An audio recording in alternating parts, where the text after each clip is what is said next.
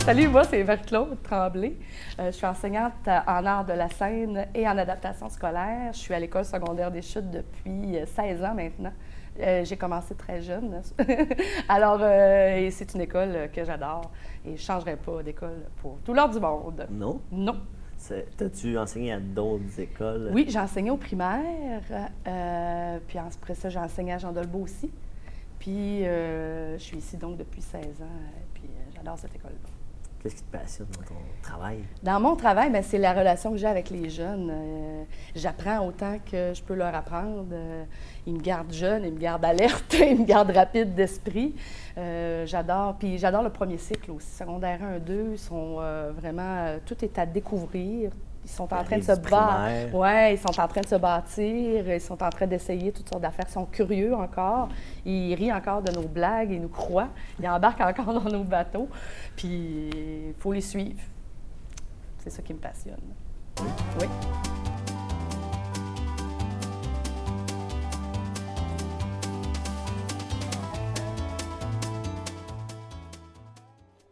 Bonjour, alors je m'appelle Johnny Gay, j'enseigne à la Polyvalente des 80. Je vais continuer pareil, là. Depuis 1993, ma passion, c'est vraiment les sciences et j'ai la chance d'enseigner au second cycle, secondaire 5 et secondaire 4. Okay. Ça fait combien d'années que tu es ici? Ça va faire ma 22e année. Okay. J'ai pas mal enseigné toutes les matières. Là, je suis spécialisé chimie physique et sciences techno en secondaire 4. Tu es un enseignant à temps plein ici, dans le fond? Oui, très temps plein. Oui? On passe beaucoup de temps à l'école, oui. Oui? En dehors des heures de cours aussi? On donne des 5e périodes, des récupérations, évidemment, des élèves. Souvent, il y a des samedis qu'on vient des écoles portes ouvertes, mais tout le temps compté. Là. OK. Puis au niveau des groupes, j'en ai quand même pas mal aussi. 3 groupes de chimie, avec des classes de 25 à 30 élèves, 2 groupes de physique, 30-32 élèves, puis un groupe de sciences techno, 32 élèves aussi. On voit pas mal de monde. Là. Vraiment? Ouais. Toi, Johnny, on parle beaucoup de la passion chez les enseignants. Oui, oui. J'imagine qu'après autant d'années, tu es encore quelqu'un de passionné. Il faut toujours avoir du fun quand tu enseignes. Donc, malgré la lourdeur de la tâche, les corrections, tout ça, donc il faut avoir du plaisir. Sinon, évidemment, tu ne peux pas faire ça autant à 22 ans, même pour les élèves aussi. Donc, le contact est excellent.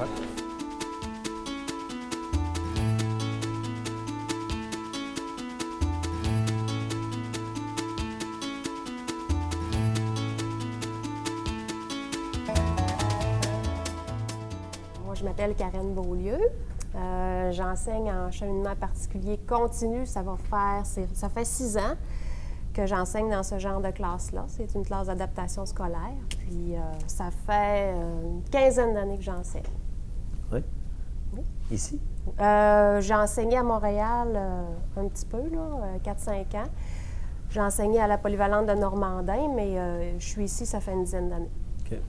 Qu'est-ce que tu aimes dans l'adaptation scolaire? Bien, en adaptation scolaire, c'est que les jeunes, bien, moi, je les suis sur une période de 3 ans. Donc, je peux les avoir 3 années en ligne. Donc, on se rapproche, on vient qu'on les connaît très, très bien. On connaît vraiment leurs difficultés, puis on devient comme une petite famille. Moi, je trouve là, que c'est ce que j'aime. Le lien est fort. Oui, oui.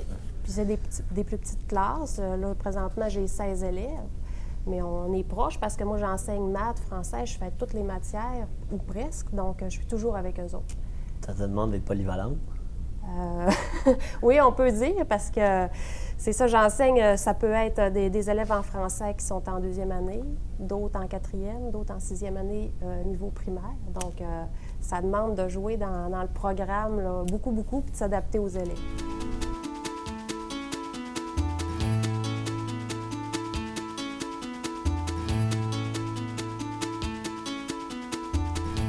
Bonjour, mon nom c'est Jocelyn Gagné, professeur d'éducation physique à l'École secondaire des Chutes.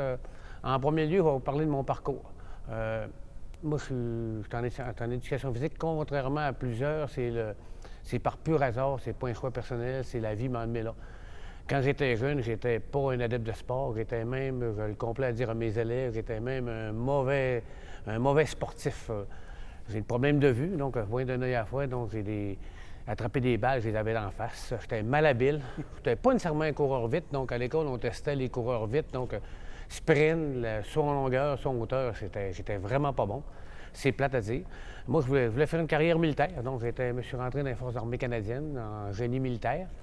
Puis, j'ai connu la course à pied vers le secondaire 4, secondaire 5. Je me suis mis à courir. J'ai fait le championnat régional. J'ai fait le championnat local. À l'époque, avec la vieille commission scolaire Louis Aymon. J'ai terminé bon dernier au 1500 mètres et avant-dernier au 3000 mètres. Probablement que l'autre, c'était versé une cheville. Et donc, j'ai fini avant-dernier. Ça, c'est en secondaire 4. Je m'étais dit, en secondaire 5, ils vont me préparer puis je vais me sélectionner pour aller au régional. Je me suis entraîné un peu, tout croche. Je ne compterai pas mes entraînements, vous allez partir à rire. Tout croche, j'ai fini bon premier l'année suivante, bon premier au 3000, bon premier au 1500. De ça, ça m'a comme revalorisé. Je me suis rendu compte que plus tard, aujourd'hui, avec analyse, que je peux dire que moi, je suis un coureur de longue distance. Moi, je suis bon dans des épreuves longues et non pas dans des épreuves courtes. J'étais allé au championnat régional, j'ai fini premier au 3000, deuxième au 1500. J'étais allé au championnat provincial, j'ai fini 11e. Puis à partir de là, le sport, j'ai aimé, mais moi, j'étais toujours une carrière militaire. J'ai fait, entre mon secondaire 5 puis mon cégep, j'ai fait un cours qui s'appelle la Chilliwack des Forces armées canadiennes, officier. Je l'ai passé. Ça a bien été, mais je me suis rendu compte qu'au cégep, là, ouf, la chimie physique, c'était pas mon dada, donc j'ai complètement changé de carrière. Puis là, je me suis orienté vers l'éducation physique, qui m'a emmené 2 ans plus tard à l'Université de Moncton en éducation physique, où j'ai gradué. Après ça, je suis tombé en enseignant à l'école secondaire des Chutes. J'ai été 12 ans suppléant avant d'avoir un poste à temps plein en éducation physique.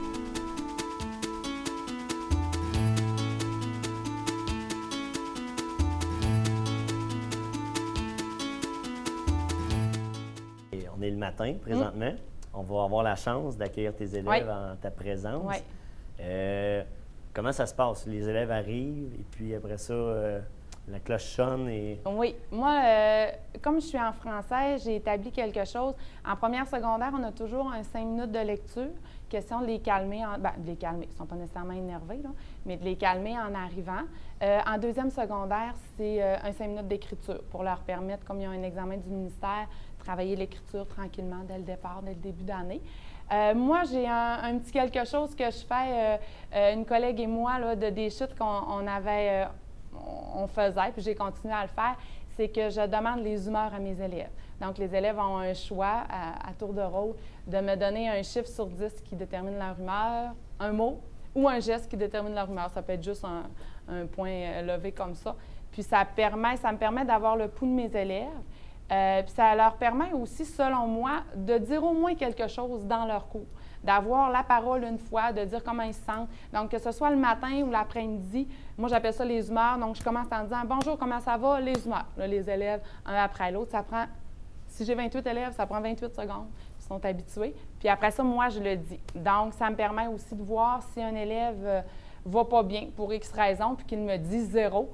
Bien, pendant le cours, je vais peut-être, pas le laisser plus tranquille, mais je lui tomberai pas dessus. Puis en même temps, bien, peut-être qu'après le cours, ça va me permettre de lui dire, bien, s'il y a quelque chose, Est-ce qu'on l'oublie? Parce que le travail d'un enseignant, c'est pas juste d'enseigner, de transmettre la matière, c'est aussi de faire une gestion de classe adéquate. Oui. Puis mes humeurs comme ça me permet de faire une gestion de classe plus facile parce que j'ai l'impression que je leur donne la parole. C'est peut-être très rapide, ça dure 1 seconde chaque élève. Puis moi, la gestion de classe, dans ma tête à moi, puis c'est ma façon de faire, puis probablement que mes élèves le savent aussi, c'est pas je suis pas quelqu'un qui va donner des conséquences nécessairement. Dans ma tête, c'est le côté relationnel qui prévaut. Là. C'est plus facile si tu respectes tes élèves, tu leur donnes le droit de parole. La création du lien se fait là aussi. Exactement. Puis après ça, j'ai l'impression que pour eux autres, c'est plus facile de me respecter si moi, je les respecte aussi. Puis en première secondaire, bien, on travaille beaucoup l'autonomie. Au début de l'année, quand les élèves arrivent, bien, ils arrivent dans un contexte de secondaire où c'est beaucoup plus indépendant, ont beaucoup plus d'autonomie. Puis moi, ça me permet aussi, en leur donnant cette chance-là d'être autonome, mais je me dis, eux autres, en même temps, je leur fais confiance, donc ça revient. Je pense que c'est comme ça un petit peu qu'on crée le lien. OK. On va parler de ton local, parce que là, ici, quand tu viens au travail, c'est comme ton deuxième chez toi. Oui, c'est vraiment Parle-nous de ton local. Bien, moi, là, c'est sûr que, comme je suis en français, j'ai une petite bibliothèque. C'est à moi. C'est des livres que j'achète là, de temps en temps. Quand il y a une nouveauté, je l'achète, puis je le prête à mes élèves. Ça, c'est peut-être, c'est une façon pour moi de les encourager à lire pour le plaisir. Je le sais que la bibliothèque de l'école, la bibliothèque municipale, il y a beaucoup d'élèves aussi qui ont des livres à la maison, mais juste le fait que je leur prête un livre, moi j'écris mon nom dedans, puis je leur dis, je vous fais confiance. J'ai une feuille, les élèves le prennent. Donc, en début de cours, souvent, on va m'emprunter des livres. C'est ça. Moi, mon local, ben j'essaie... moi, j'ai cette vue-là, donc c'est vert, hein? Mais j'essaie de mettre des petites choses. J'essaie aussi, moi, je mets des dictionnaires, je leur dis, je vous fais confiance. Puis, j'essaie de le garder propre. Puis, eux autres aussi, moi, je trouve, puis ici particulièrement, il n'y a pas un élève qui écrit sur les bureaux. Il y a pas... Moi, je leur dis, moi, c'est mon espace de vie, c'est le vôtre aussi. Donc, de faire attention. Puis, c'est important. J'ai une belle vue, j'ai des beaux arbres. C'est important pour moi d'être bien. Puis pour les élèves aussi, les élèves se sentent bien, se sentent pas pris. C'est quand même un local de français, on ne se le cachera pas. Je pense pas nécessairement que les élèves rentrent en disant « Ouh, c'est la période de français ». Dis-moi en tout cas s'ils se disent « Ah oui, on s'en va en français, c'est bien ». Mais je pense que c'est important que ce soit un bel endroit. De le rendre le plus accessible possible. Oui, et la porte ouverte. C'est peut-être, là on l'a fermé pour être tranquille, mais que les élèves puissent venir même... Moi, là, tantôt, on parlait de mon horaire, je fais du coq à l'âne, mais je reste ici dans les pauses aussi. Je ne vais pas à la pause parce que je me dis, quand l'élève a un besoin, une question, bien, c'est un beau moment pour eux autres. Et ma porte est toujours ouverte. Je leur dis souvent, ma porte est ouverte au sens propre et figuré, donc vous venez. Puis ça, je pense que c'est important.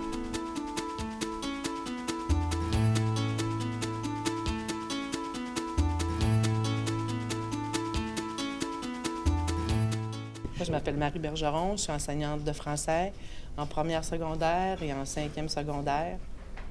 Je m'occupe aussi au programme international de la coordination avec Mme Plourde, puis le volet communautaire.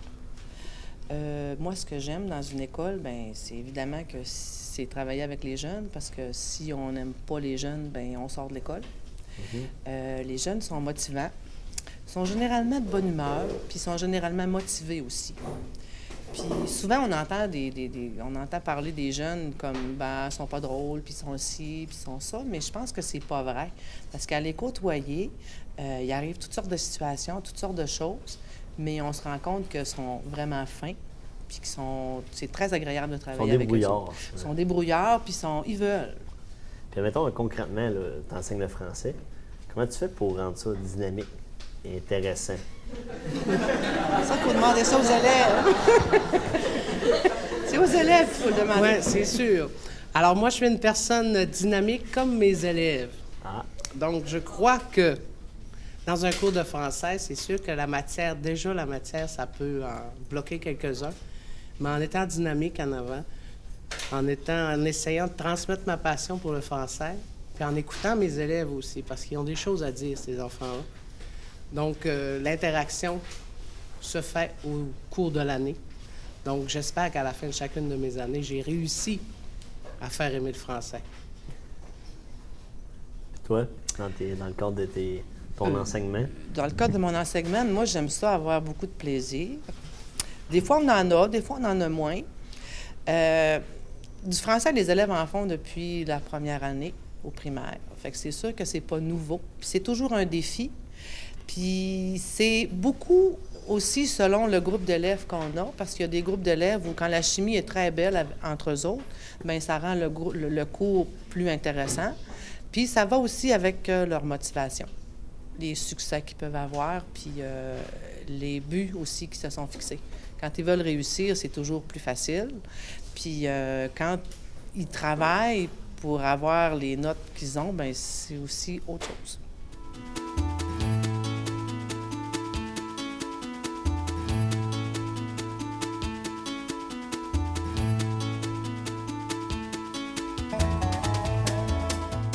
Moi, c'est Éric Marcil, enseignant en mathématiques secondaire 1.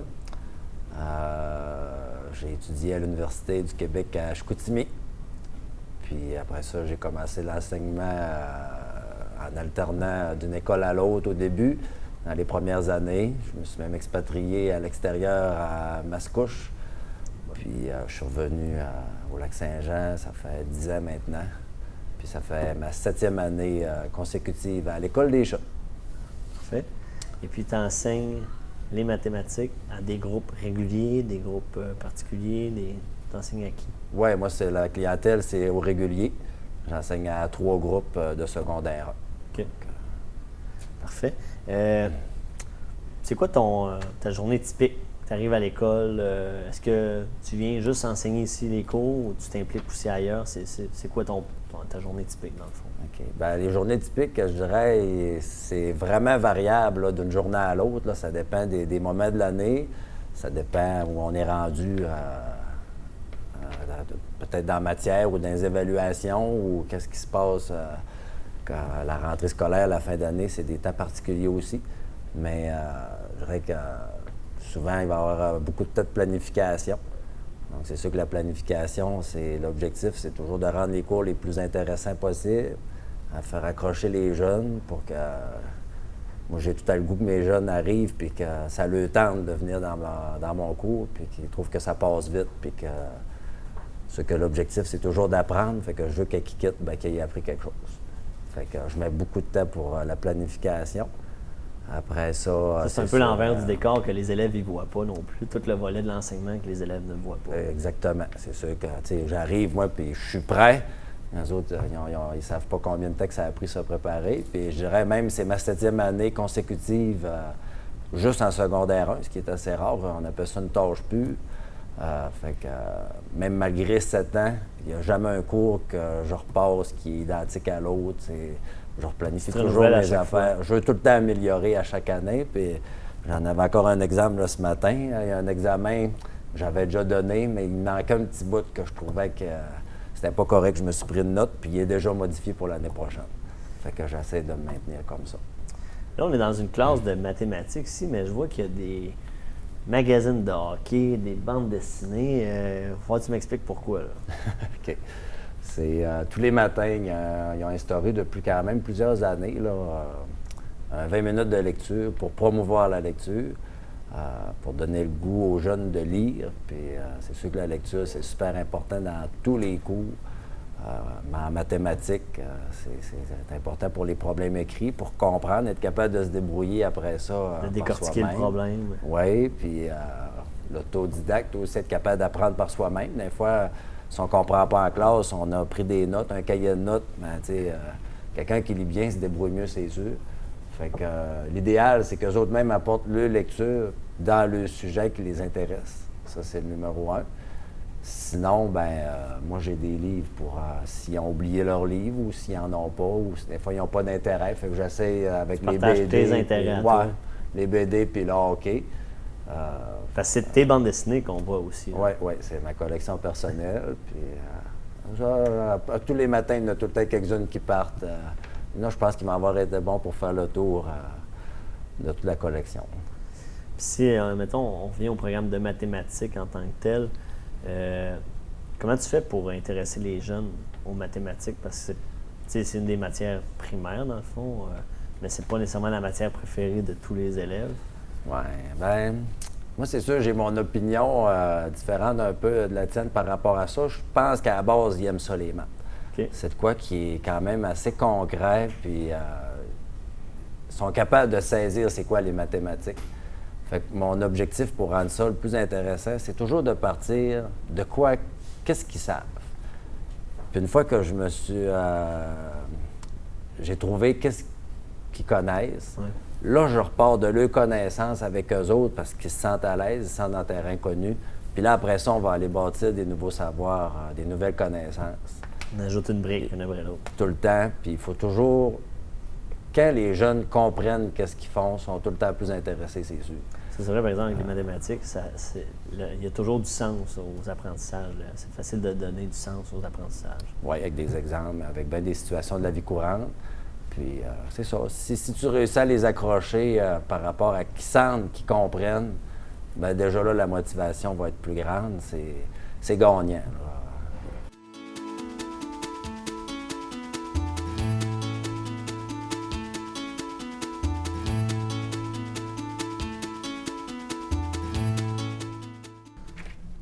Alors bonjour, je me présente. Je m'appelle Jonathan Tremblay. Je suis enseignant en anglais au programme international à l'école polyvalente des 80 à Saint-Félicien.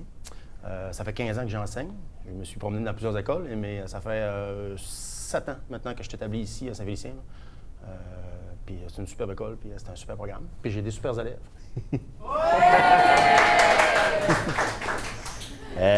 Jonathan, j'aimerais ça que tu me parles un peu de ta passion d'enseignant. Parce que je pense que pour être un bon enseignant au secondaire, il faut être une personne passionnée. Je crois que c'est le mot-clé, c'est la passion. Parce que si on est ici pour le salaire ou seulement pour gagner sa vie, c'est un métier qui est très difficile à survivre. Il faut qu'on soit passionné.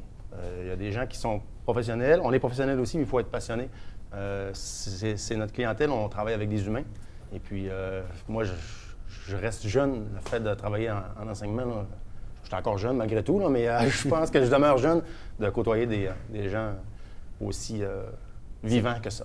Une journée typique, c'est quoi ton implication ici dans une école secondaire? Un enseignant au secondaire, là, comment ça s'implique? Bien, ça s'implique qu'on donne des cours intéressants, j'imagine. Oui, on essaye. Ensuite de ça, il y a des activités sur l'heure du midi. Là. Il y a différents enseignants qui sont impliqués. Soit il y a des activités sportives en bas au gymnase. Ici, il y a beaucoup le service communautaire est beaucoup praised. Je cherche mes mots en français. J'étais habitué de parler en anglais. Valorisé. Et puis, il y a toutes sortes de manières. Là. Je veux dire, il y a des activités là, pour chacun dans l'école ici. Puis quand la cloche sonne à la fin de la journée, comment ta journée se termine? Ou, oui, là, je suis en larmes. Et puis, non. On retourne à la maison, puis c'est pas toujours terminé. Là. Je veux dire, on a la correction, la préparation. On traîne notre métier à la maison. Il n'y a pas souvent de répit. Mais comme je vous l'ai dit au début de l'entrevue, c'est une passion. Donc, ça nous suit tout le temps. On est prof 24 heures sur 24.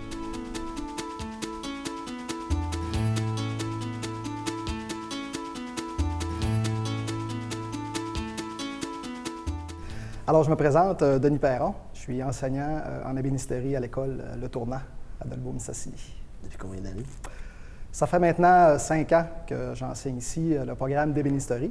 Et puis, j'enseigne également au secteur aux adultes, là, à l'éducation populaire en ébénisterie également.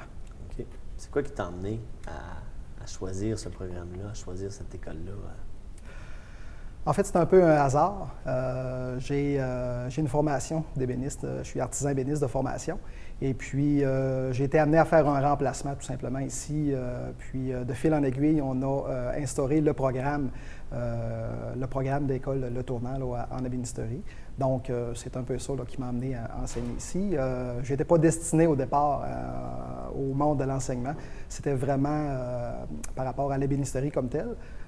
Sauf que maintenant, c'est ça. Tu as aidé à mettre en place tout le programme ici, les locaux qu'on voit?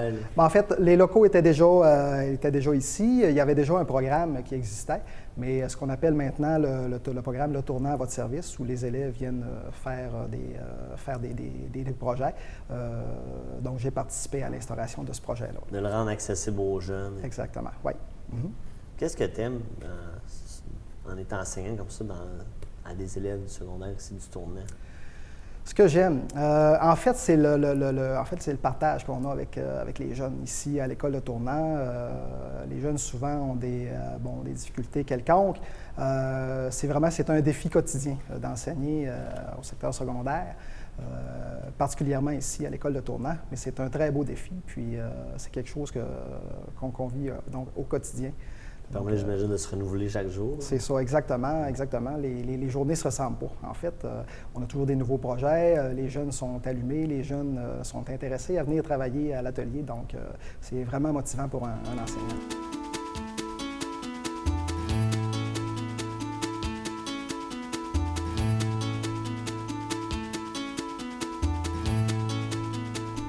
Jean-Pierre, tu enseignes la musique, tu enseignes l'univers social. Au-delà, c'est ça, de l'apport académique que tu amènes aux jeunes, c'est quoi qui te fait vibrer dans une école secondaire? Oui.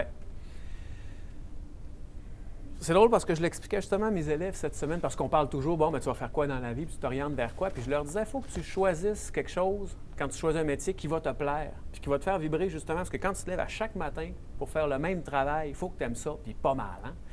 Puis j'ai eu la chance de tomber un petit peu sur cette profession-là, pas par hasard, mais par certaines expériences. T'sais. Plus jeune, moi, je pensais juste à la musique. J'étais au secondaire, je voulais juste faire de la musique, puis il n'y avait pas d'autre option dans ma tête. C'était... Puis à travers les différentes expériences de travail, travaux d'été, travaux d'étudiants, tout ça, ben je me suis retrouvé à travailler dans une arcade avec des jeunes.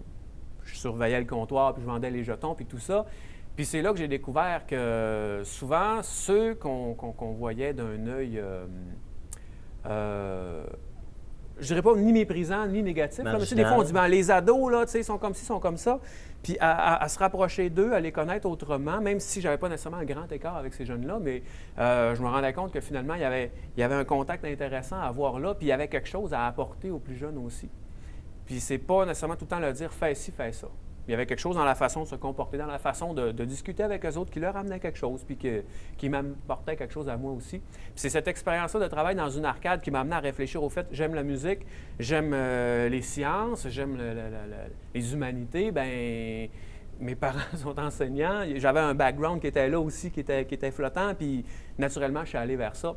Ce qui fait qu'après ça, j'arrive ici dans une polyvalente, puis j'ai la préoccupation de leur amener, oui, le côté académique, mais à chaque jour, ce qui me préoccupe, c'est on a des beaux jeunes, on va s'assurer qu'ils ont toutes les conditions pour se réaliser, pour s'épanouir, puis de profiter des belles conditions qui sont offertes à tout le monde, puis que tout le monde puisse accéder à pouvoir grandir à ce dans un environnement sain. Oui, dans un environnement sain, avec des gens sains, avec des belles inspirations, puis je ne parle pas nécessairement des enseignants.